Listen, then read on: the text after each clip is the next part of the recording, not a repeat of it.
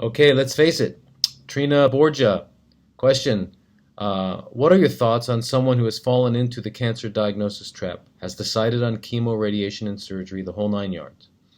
Are they able to still become healthy and be cured of the cancer if they started to eat healthier and rid their bodies of chemicals? Yes, absolutely.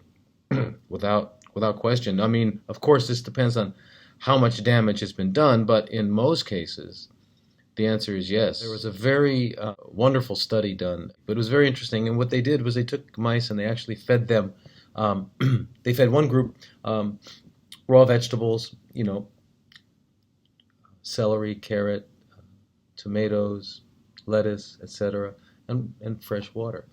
And they looked at their lifespan and how they lived and all that. And then there was they took another group, and what they did was that at the equivalent age of humans, 80 years of age, they killed the animals and did an autopsy, and they found that there was no organ degeneration, that they were very healthy, their arteries were clean, etc. They took a second group, and they raised them on actual junk food, candy bars, soda, hot dogs. I mean, it was amazing. They fed them on that stuff, and epidemics swept through the litters, because there were several litters. They developed everything: osteoporosis. They've developed lymphomas, cancers. They started becoming aggressive with each other and hurting each other, and they started having gender dysphoria. It was amazing what happened to them. And those that did survive, most of them that died very young, maybe at around 30 or 40, the equivalent of 30 to 40 years of human life. And they found extensive degeneration of organs and arteries, etc. Then they took another group, a third group, where they fed them the junk food for the equivalent of 40 years. Then they switched them.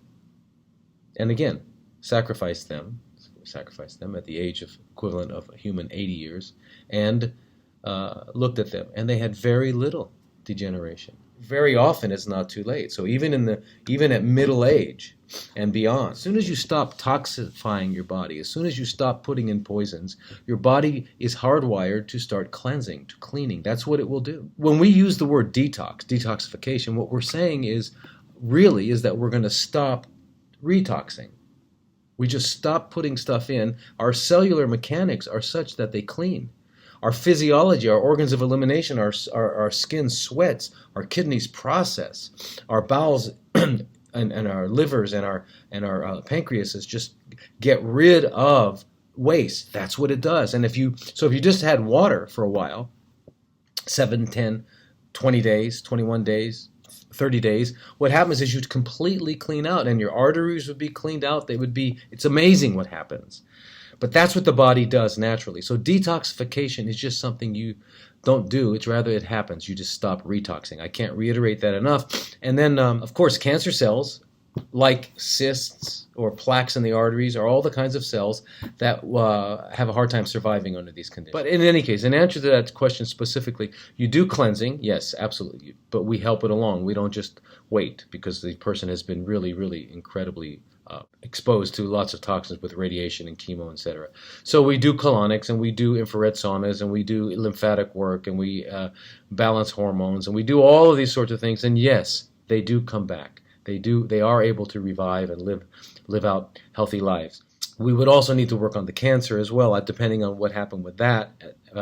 But in most cases, if we can get the person living a life that doesn't produce cancer, then it's kept at bay, kind of like any chronic disease. I mean, any virus that any of us have ever gotten is still in our bodies.